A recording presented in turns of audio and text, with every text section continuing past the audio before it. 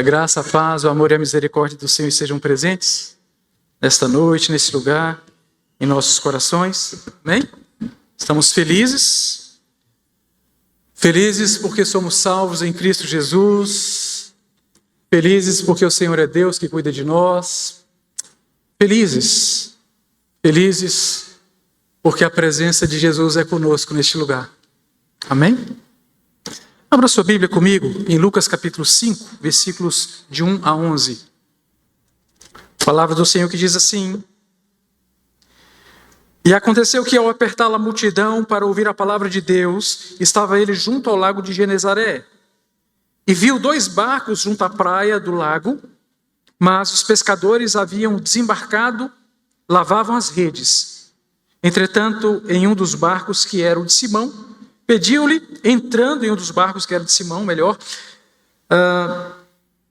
que o afastasse um pouco da praia e, assentando-se, ensinava do barco as multidões. Quando acabou de falar, disse a Simão: Faze-te ao largo e lançai as vossas redes para pescar. Respondeu-lhe Simão: Mestre, havendo trabalhado toda a noite, nada apanhamos, mas sob a tua palavra lançarei as redes. Isto fazendo, apanharam grande quantidade de peixes e rompiam-se-lhes as redes. Então fizeram sinais aos companheiros do outro barco para que fossem ajudá-los, e foram e encheram ambos os barcos a ponto de quase irem a pique.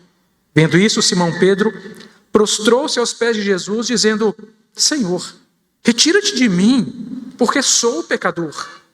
Pois à vista da pesca que fizeram, a admiração se apoderou dele e de todos os seus companheiros, bem como de Tiago e João, filhos de Zebedeu, que eram seus sócios. E disse Jesus a Simão: Não temas, doravante será pescador de homens.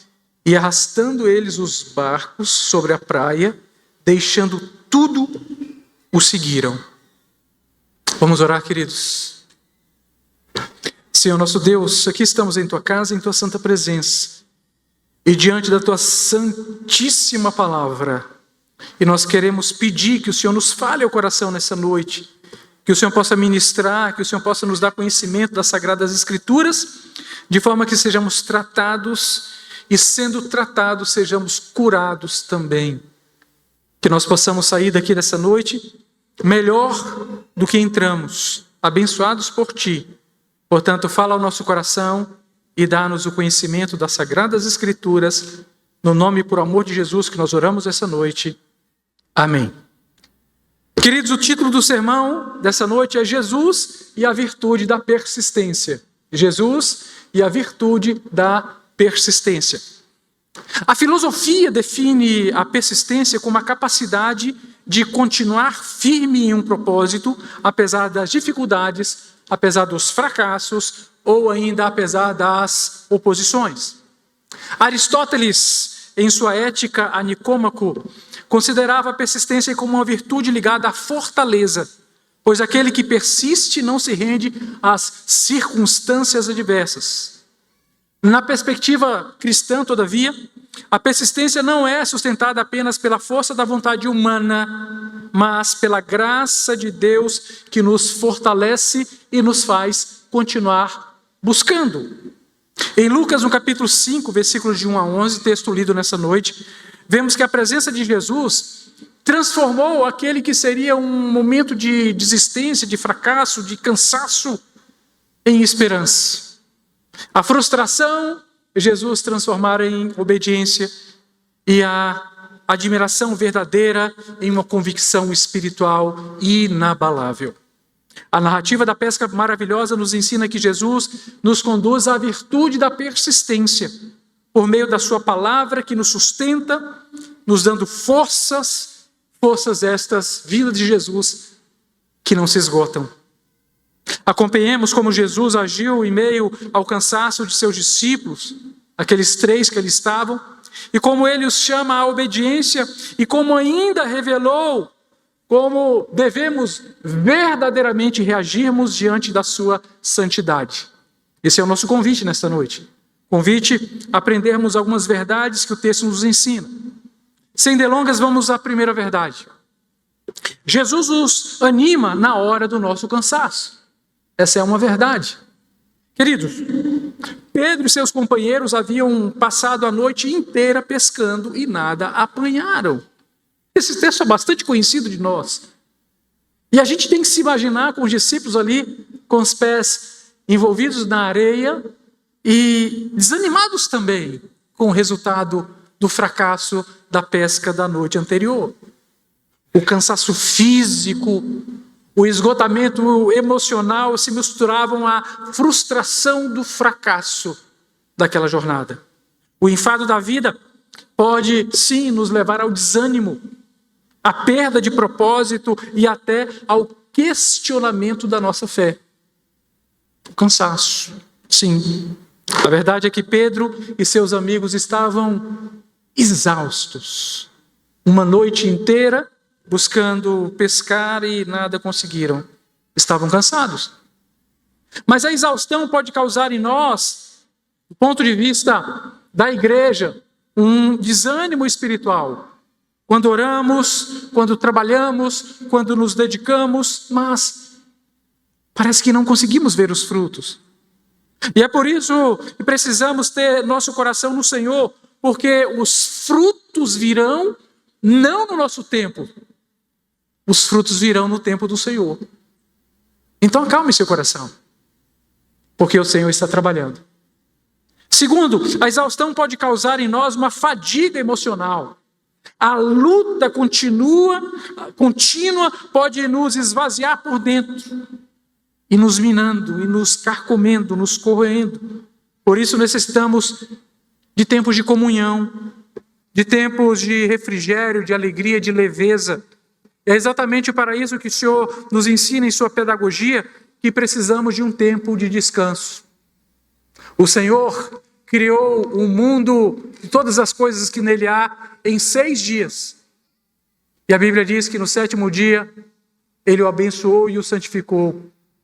O sábado é para o nosso descanso. O princípio aí é que nós precisamos também de descansar, porque nós cansamos. Mas a exaustão também pode causar em nós a desistência. Exaustos, somos tendentes a desistir. E por isso muitos abandonam a caminhada cristã por não enxergarem resultados imediatos. E desistem. E é por isso que nós precisamos saber que nós não nos guiamos pelos resultados a serem vistos, mas nós nos guiamos pela palavra do Senhor. Nós não somos pessoas pragmáticas na fé. Se der certo, a gente continua. Se der errado, a gente para e desiste. Não, porque não é o nosso resultado que nos faz continuar caminhando. É a nossa fé e a nossa obediência à palavra do Senhor. Portanto, queridos, ouçam. Todos nós, todos seres humanos que somos, todos aqui nesta noite, neste lugar, já passamos por momentos difíceis, momentos extremamente pesados em nossa vida. Todos nós já enfrentamos situações vergonhosas em nossa história. E cada um de nós, ao revisarmos o filme de nossas vidas, encontraríamos cenas de fracassos, outras cenas de derrotas, e até mesmo cenas de vergonhas, ou não. Cenas de decisões que nos levariam ao questionamento: como pude fazer aquilo? Como? Como pude tomar aquela decisão tão insensata? Como eu fui tão sem noção? Como eu pude escolher aquele caminho? Não é verdade? Se pudéssemos refazer o passado, quantas coisas refaríamos? Mas não podemos. Talvez você já tenha se sentido assim como eu já me senti muitas vezes. E eu creio que sim, que você já se sentiu. E sentindo-se assim, somos todos bem-vindos como seres humanos normais que somos. Seres normais que acreditam, que possuem problemas e que os admite. Dizem que o mundo é feito de 2 tipos de pessoas. Primeiro, daquelas que reconhecem suas dificuldades e as tratam e as enfrentam. E o segundo tipo de pessoas, daquelas que negam suas dores e por isso adoecem. O primeiro passo para a cura é entender que estamos doentes. E a questão é, a qual dos dois tipos de pessoas você pertence? Aquelas que se entendem como pessoas que erram e precisam tratar desses problemas, ou aquelas que não, está tudo bem e sigamos em frente. E lançamos a sujeira para baixo do tapete. Mas percebam que Jesus conhecia a humanidade de Pedro. E Jesus não ignora a humanidade de Pedro. Jesus não ignora o cansaço de Pedro. Ele não ignora a desilusão de Pedro da noite frustrada anterior. Pelo contrário, Jesus entrou no barco das frustrações de Pedro. E assim também Jesus faz conosco. Ele entra no barco das nossas frustrações. E ele faz do barco das nossas frustrações o seu púlpito. Interessante, não? Porque aquilo que para nós parece perdido, para Jesus não é. Aquilo que para nós parece não ter mais solução, para Jesus é muito diferente. Jesus olha com o seu olhar que é completamente diferente, distante do nosso. Porque ele conhece coisas que nós não conhecemos, ele vê além do que nós vemos, ele enxerga muito mais do que nós, com os nossos olhos, que são tão debilitados. Jesus, queridos irmãos, não está distante das nossas dores. Ele entra no barco da nossa história e fala ao nosso coração cansado: eu não quero que você fique aqui parado, eu quero que você avance. E é exatamente isso que Jesus está falando para você nessa noite. Filho, eu quero que você avance. Filha, independente do que você sofreu até aqui, eu quero que você avance. Esta é a palavra do Senhor para você nessa noite. Porque talvez você esteja aqui hoje, ainda carregando o cansaço da semana que passou, semana cheia de lutas, de estresses. Talvez você ainda esteja sem fôlego para continuar e iniciar uma nova semana. Talvez você esteja aqui hoje sem emprego ou com ameaça de desemprego. Não sabe como vai pagar as contas no final do mês. Talvez você esteja passando por dificuldades grandes. Talvez você esteja aqui hoje buscando soluções para a sua vida e parece não encontrá-las. Talvez você esteja aqui nessa noite carregando uma notícia ruim no seu coração, uma frustração, um fracasso que você não conseguiu deixar em casa, que te acompanhou até aqui. Porque há fracassos que parecem grudar em nós, não é verdade? Que não nos deixam, fracassos dos quais não conseguimos nos livrar facilmente. E parece que estão sempre diante de nós, lançando-nos à vergonha. Mas Jesus está aqui. E ele sabe disso. E talvez você se pergunte: mas pastor, por que o senhor está falando sobre essas coisas? Sobre fracassos? Porque eu acredito que a verdade de que todos nós, sem exceções, enfrentamos nossos fracassos, nossas decepções, nossas agonias, pode aliviar o coração daquele que está passando neste momento por uma dor, por uma grande dificuldade. Porque você precisa entender que não está sozinho. A beleza de tudo isso está em que somos todos seres humanos entre seres humanos. E todos padecemos igualmente, de uma ou de outra forma. Por mais que você não conheça de fato a pessoa que está ao seu lado, saiba que ela também carrega dores, frustrações e fracassos. Isso faz parte da nossa humanidade caída. E essa é a verdade. E é claro que eu falo isso não para te deixar deprimido ou abatido, porque eu não quero que você se sinta apenas mais um na multidão, condenado a enfrentar suas decisões solitariamente. Não se mutile por ter tomado decisões erradas no passado. Não se rasgue, não se machuque. Na verdade, admitir um fracasso e expressar o desejo de mudança no reino de Deus é uma virtude. Porque é assim que o Senhor nos levará a persistirmos. A virtude da persistência começa a partir do entendimento do próprio fracasso e de que precisamos caminhar para frente. Porque é para frente que se caminha. Porque como a palavra nos ensina, quando somos fracos, então é que somos fortes. Quando reconhecemos que erramos, recebemos a oportunidade de mudar a nossa rota, de nos reinventarmos mercê da palavra de Deus e de mãos dadas com o Senhor seguirmos avante. É isso que o Senhor está falando. Independente da noite frustrada de ontem. Hoje é um novo dia e o sol brilha. E precisamos caminhar. E os discípulos, aqueles 3 ali, na areia da praia, desanimados, depois de uma noite de fracasso, nos representam também. Nos representam quando enfrentamos as pressões da vida e fracassamos. Estamos com os nossos próprios pés na areia da praia, lamentando a noite de fracasso. A oportunidade perdida. Ouçam, não passar em uma prova, não conseguir um emprego, não resolver os problemas familiares, fracassar no casamento, não importa. Não importa o que foi, o que passou. O Senhor hoje te dá uma nova oportunidade para que você possa se colocar novamente de pé e voltar a caminhar. É isso que o Senhor está fazendo com os discípulos. É isso que Ele faz com Pedro ao entrar no barco de suas frustrações. Nada disso pode nos impedir de continuar tentando.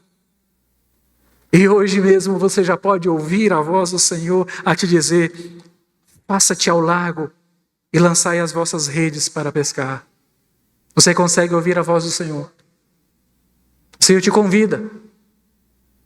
Não desista. Não desanime. Não se veja assim tão abatido, porque o Senhor é contigo.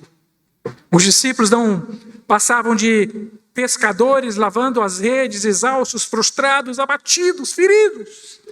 Mas a condição deles agora muda, porque Jesus estava ali com eles, ao lado deles, para animá-los, e nunca mais os deixaria sozinhos. Amém? A segunda verdade, Jesus nos instiga à persistência por meio da obediência. Interessante, não? Persistir para obedecer. Como assim, pastor?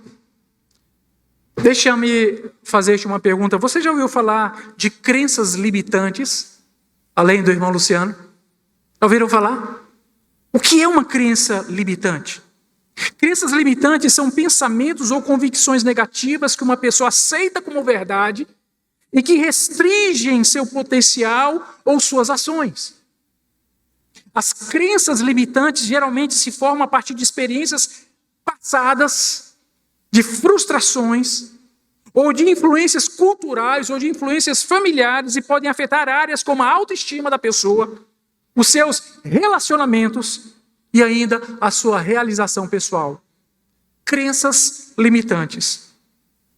Para ficar mais claro, deixe-me dar alguns exemplos de crenças limitantes que são expressas em frases que repetidamente deixamos que ocupem as nossas mentes. Preste atenção. Crenças limitantes sobre si mesmos. Eu não sou capaz de fazer nada que tenha valor verdadeiro. Crença limitante. Eu não serei bom o suficiente para fazer nada. Nunca vou conseguir mudar de vida. Eu não tenho talento para coisa alguma nessa vida. Eu sempre falho no que faço. Nasci assim, não tem jeito para mim. Vou morrer assim. Crenças limitantes sobre o sucesso. Eu não mereço ser próspero, porque por mais que eu tente, eu não consigo. Se eu tentar algo novo, eu sei que vou fracassar. Não mereço ser feliz. Por mais que eu tente, tudo dá errado para mim. Crenças limitantes sobre relacionamentos. Eu não sou digno de ser amado. Ninguém me ama. Ninguém me quer. Relacionamentos para mim sempre terminam mal. É melhor estar sozinho do que sofrer ao lado de outra pessoa que me fará sofrer também. As pessoas sempre me decepcionam. Não consigo mais confiar em ninguém nessa vida. Só espero o mal das outras pessoas, nunca espero o bem. Triste, não? Crenças limitantes sobre o futuro.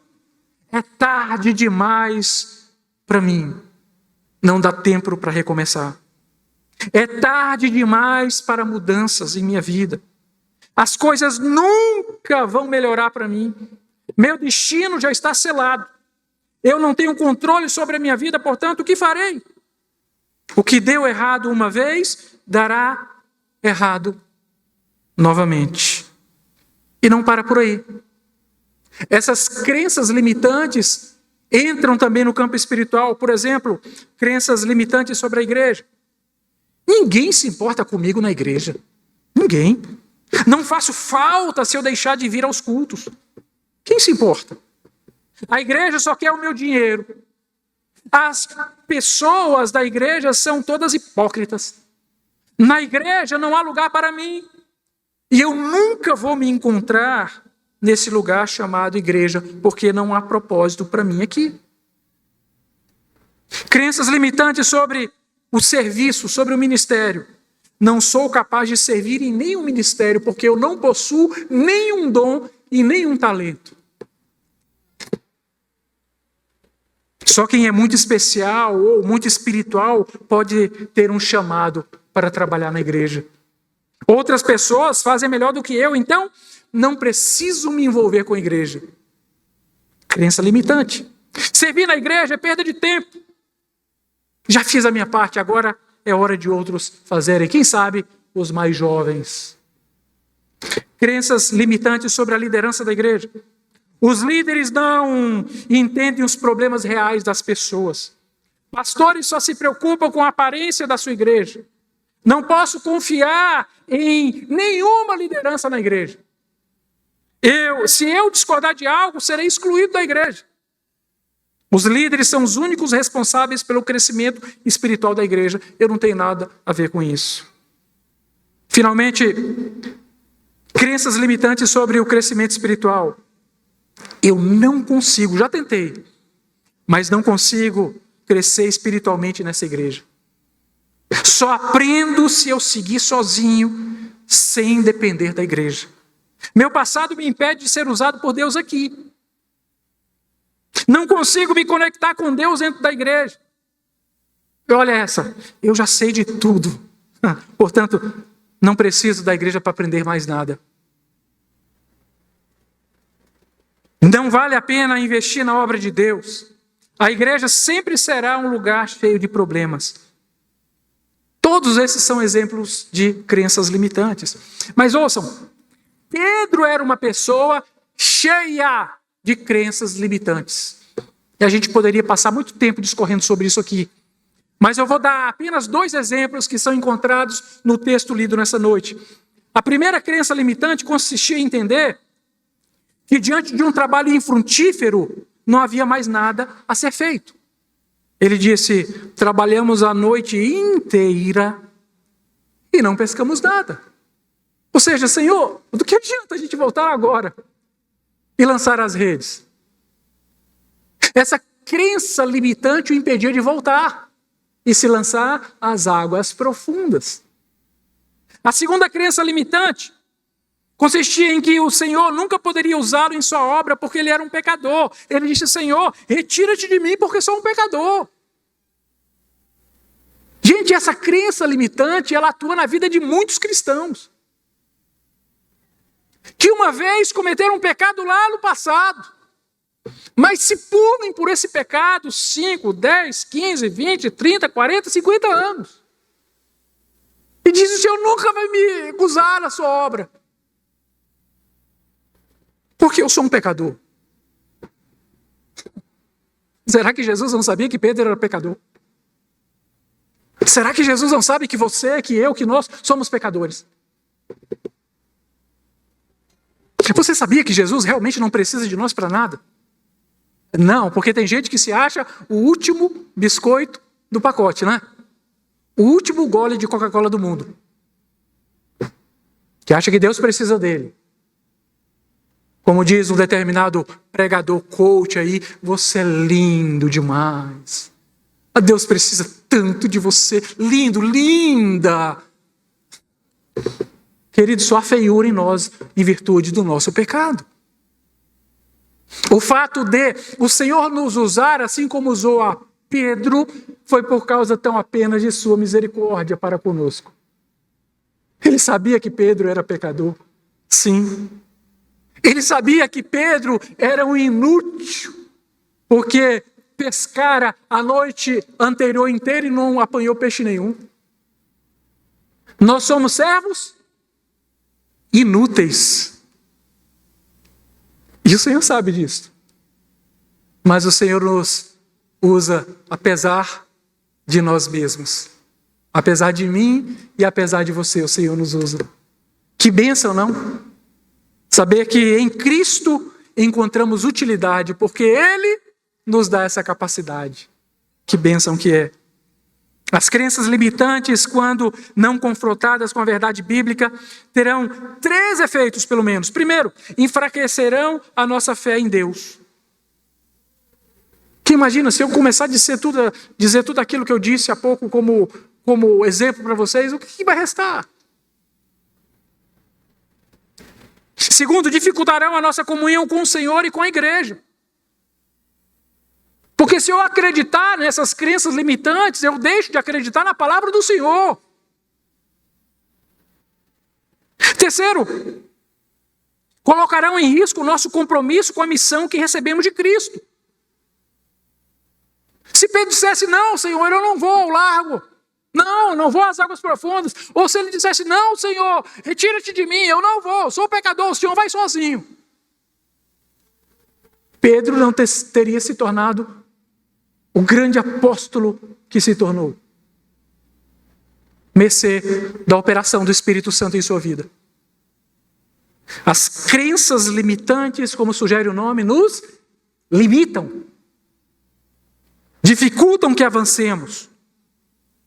Agora perceba que nos 2 casos, Pedro se livrou de suas crenças limitantes por meio da fé na palavra de Deus e por meio da obediência à palavra de Deus. Vejamos. No primeiro caso, versículo 5, respondeu-lhe Simão, mestre, havendo trabalhado toda a noite, nada apanhamos, mas sobre a tua palavra lançarei as redes.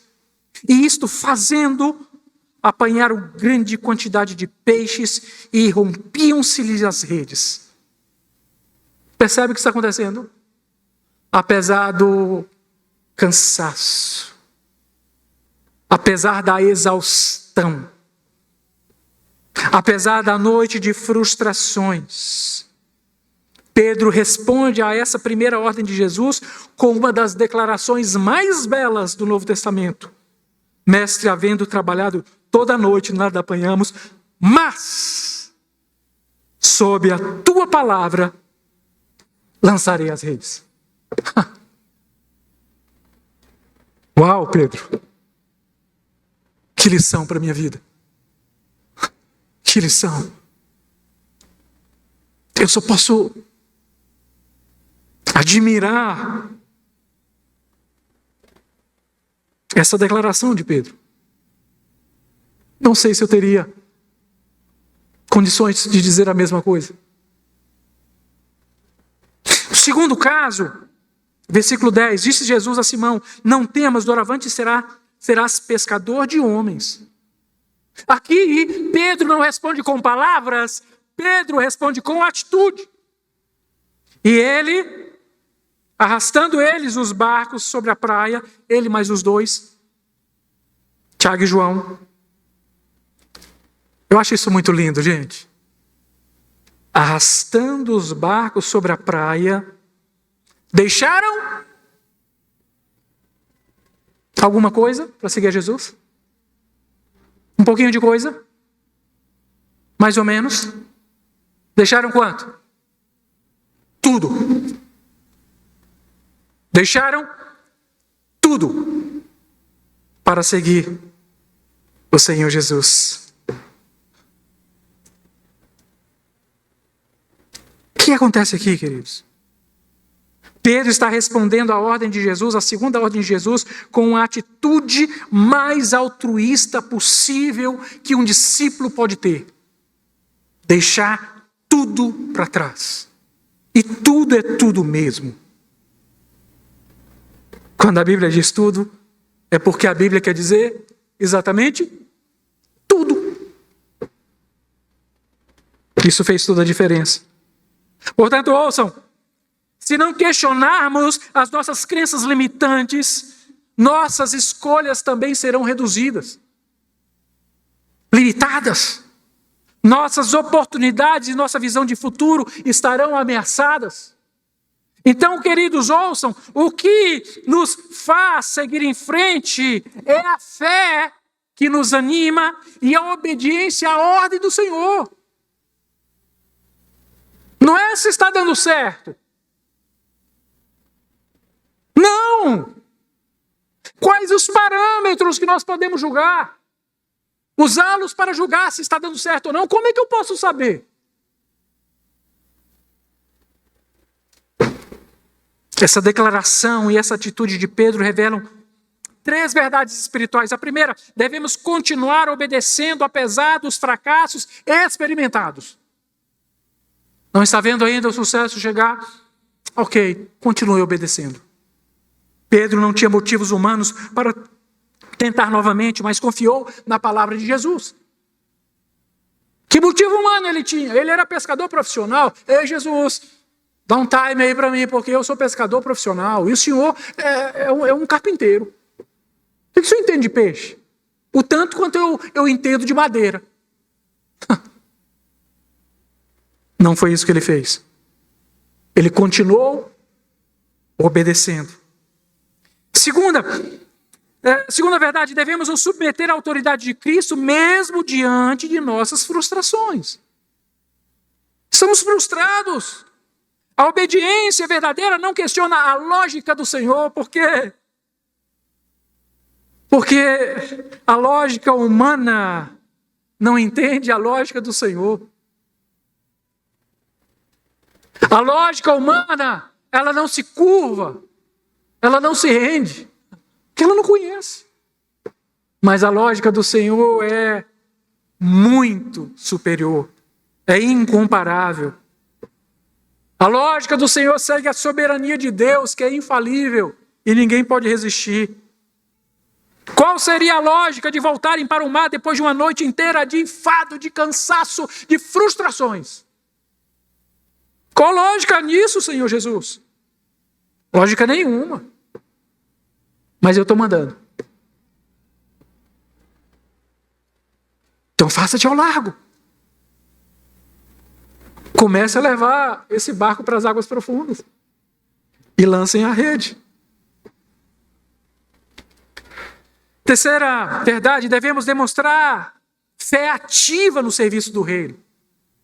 Pedro lançou as redes porque acreditou que se Jesus ordenara, ainda que Pedro não pudesse imaginar que algo maravilhoso haveria de acontecer, mesmo assim, sem saber que o impossível aconteceria, ele agiu por obediência, na sua fé ativa.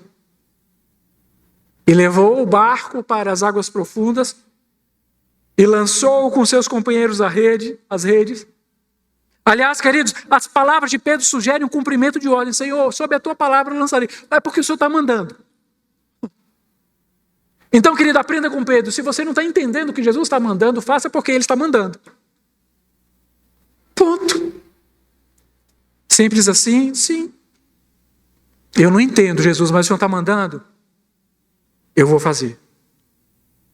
Pedro não tinha garantia nenhuma, mas fez.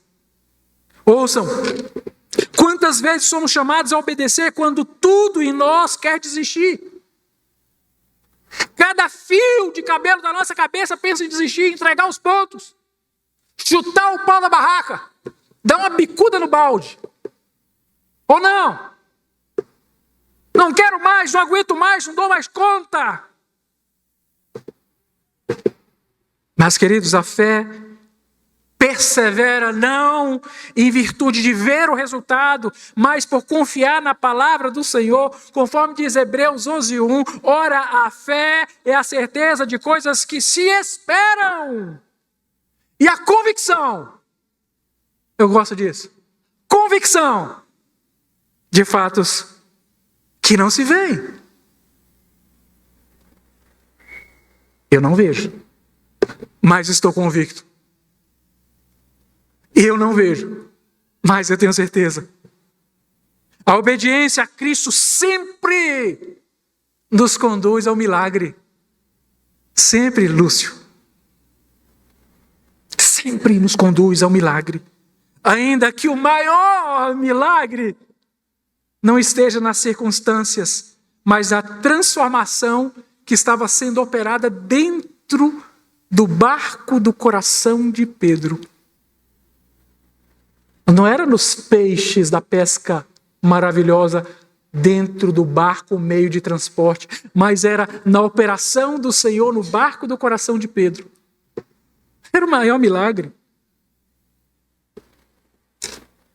Você sabe qual é a força de uma crença limitante? É a resistência. As crenças limitantes são resistentes. Porque ela resiste. É a resistência gerada que impede a transformação e a abertura para novas possibilidades da vida.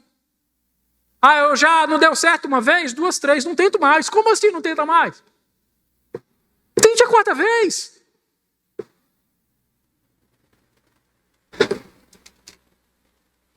É a resistência que se torna um obstáculo quando impede a admissão de erros. O que é necessário para a mudança de paradigmas. Se tem alguma coisa que precisamos mudar, vamos mudar. Ora, o casamento não vai bem? Sim, o que você tem feito para melhorar? Nada. E você espera mudança?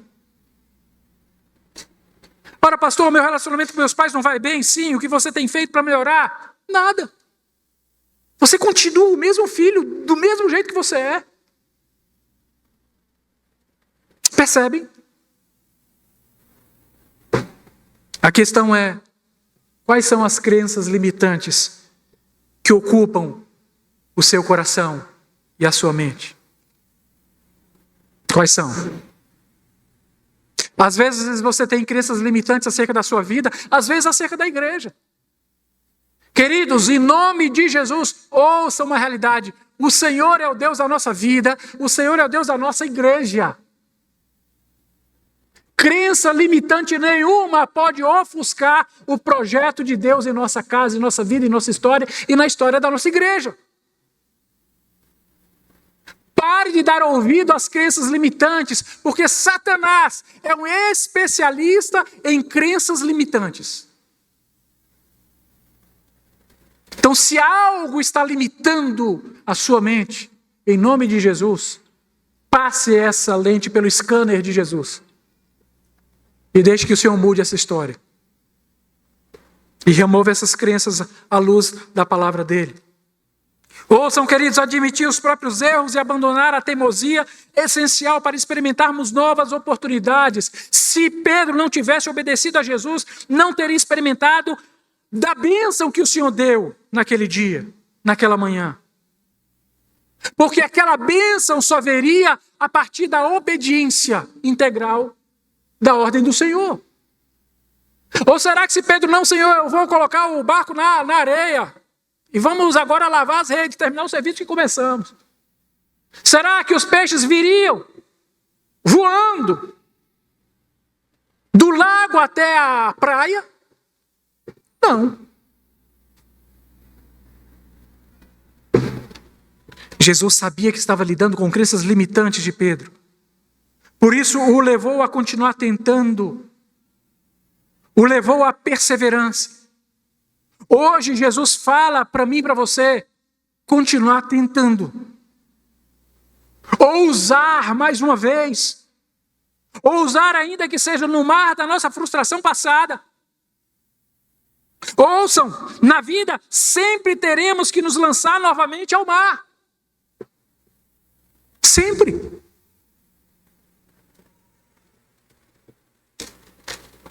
Mas há uma diferença. Agora temos Jesus conosco. Amém? Não estaremos mais sozinhos. Ele entrou no nosso barco. Terceira verdade. Jesus nos deixa admirados não em função da pesca maravilhosa, mas em função da sua pessoa maravilhosa. Olha que lindo. A pesca foi maravilhosa. Que pescas, que peixes, que quantidade linda de peixes, e barcos repletos de peixes. Estavam tão cheios os barcos que quase afundaram. E qualquer um ficaria maravilhado com aquela quantidade de peixes. Mas os discípulos não ficaram presos ao milagre. Seus olhos estavam em Jesus. As pessoas olhavam para os peixes e os discípulos olhavam para Jesus. As pessoas olhavam para os peixes e os discípulos olhavam para Jesus. E as pessoas admiradas estavam dos peixes, da pesca maravilhosa, e dos barcos que quase afundaram. E os discípulos olhavam para Jesus. Para quem você está olhando? O que precisamos entender aqui é que a verdade mais profunda nesse texto dessa noite é que o verdadeiro milagre não foi a pesca abundante, não foi a pesca maravilhosa, portentosa, grandiosa. Não, mas Jesus presente no barco. O Criador estava dentro do barco. Esse é o milagre maior de todos. Muitas vezes, queridos irmãos, focamos nos resultados visíveis. Não é assim que nós somos? Materialistas. Observamos as bênçãos materiais, nas curas que foram operadas, nas respostas recebidas de nossas orações. Mas perdemos de vista a maior de todas as dádivas, a presença de Jesus conosco. No barco da nossa vida, no barco da nossa história, no barco das nossas antigas frustrações, no barco da nossa família cheia de defeitos, do nosso casamento difícil, do nosso relacionamento pais e filhos conturbado. Jesus agora está dentro do barco, portanto não há razão para desistir. É perseverar, é persistir, é continuar. Por isso que Pedro não está admirado da pesca somente. Pedro está admirado de Jesus. E Pedro, no auge da sua simplicidade, no cume da sua fragilidade, no mais alto da sua insignificância, no extremo do conhecimento de que era um pecador, ele sabia que não estava simplesmente diante do maior pescador de todos os tempos, embora fosse carpinteiro. Ele estava diante do próprio Deus encarnado.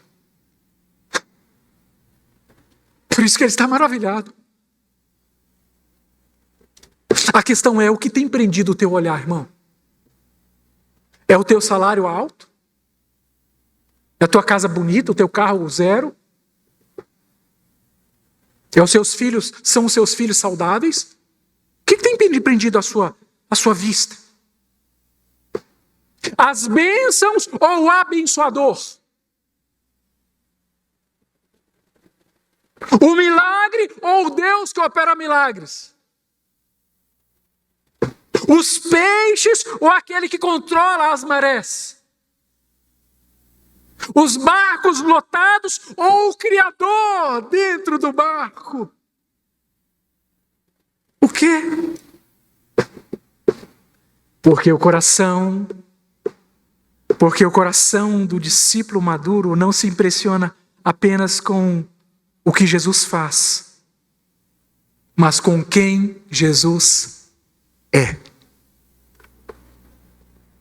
Amém? Quarta e última verdade. Jesus nos traz a convicção de quem de fato somos. Pecadores. Claro que nós estamos aqui diante da manifestação da glória de Cristo. E diante da manifestação da glória de Cristo, Pedro se prostra e se autodeclara: afasta-te de mim, Senhor, porque sou um homem pecador. Versículo 8. Pedro não chegou a essa conclusão sozinho. Pedro não chegou a essa dedução lógica por causa de sua própria sabedoria, não.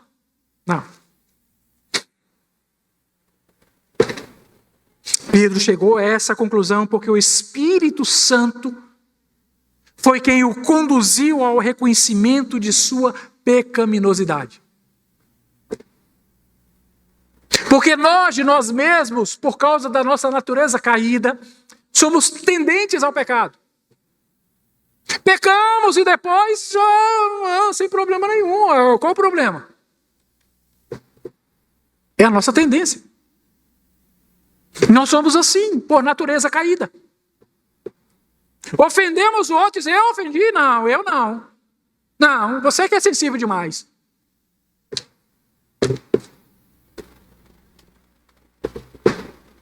Pecamos contra a nossa esposa, a esposa peca contra o marido, os pais contra os filhos contra os pais. Não, nada, não fiz nada. Você está sensível demais.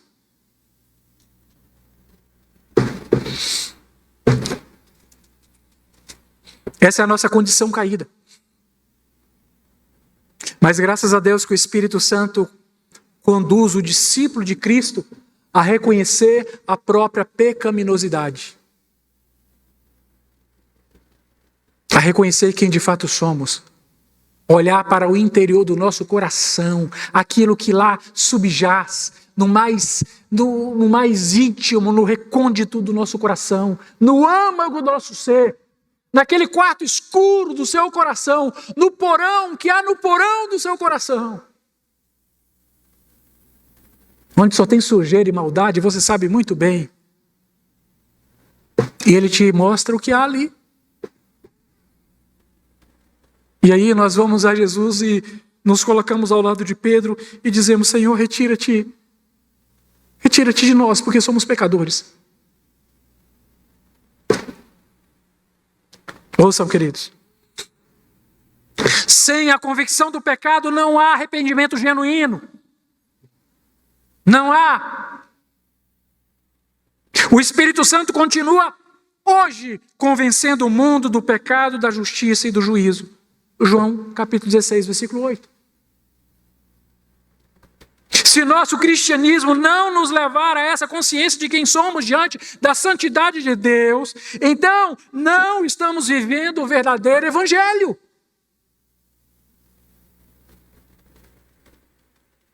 E eu quero concluir nessa noite dizendo para você que seguir a Jesus é a única alternativa para o discípulo. Depois do encontro transformador, depois do confronto, depois de ver a beleza de Jesus e a própria feiura, Jesus chamou Pedro e seus companheiros a algo muito maior. Não temas, de agora em diante serás pescadores de homens. É o que ele fez conosco. Queridos, a vida cristã não é um convite para uma vida de milagres materiais. Vamos seguir a Jesus, vai ser milagre atrás de milagre. Quem não se lembra aí dos milagres do dente de ouro? Né? Do emagrecimento instantâneo. Do sopro. Do bater o paletó e cair. Quem não se lembra dessas bobagens? Sandices, idiotices. Que buscavam reduzir o evangelho a algo pífio, algo ridículo. Não. Seguir a Jesus é algo muito maior, que vai nos colocar diante das nossas frustrações, das nossas inquietudes, das nossas inabilidades, das nossas incompetências, das nossas inaptidões. De forma que nós dependamos totalmente do Senhor. Eu preciso de Ti, Senhor, eu não dou conta sozinho. Porque o meu barco é um barco de frustrações. Porque o meu barco é um barco de agonias. Porque o meu barco, Jesus, é um barco de decepções. É um barco de desilusões. Porque todas as vezes que eu vou sozinho para o mar, iludido de uma grande pesca, eu volto com a decepção do fracasso.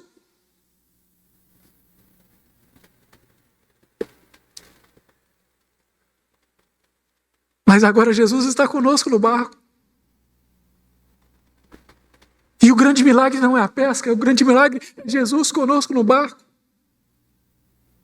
Por isso que com Jesus presente no nosso barco, nós vamos enfrentar as frustrações que forem, as decepções, as agonias, as inquietudes desse mar chamado vida, desse oceano que para nós é uma grande incógnita. Quem sabe o que vai acontecer amanhã? Alguém sabe?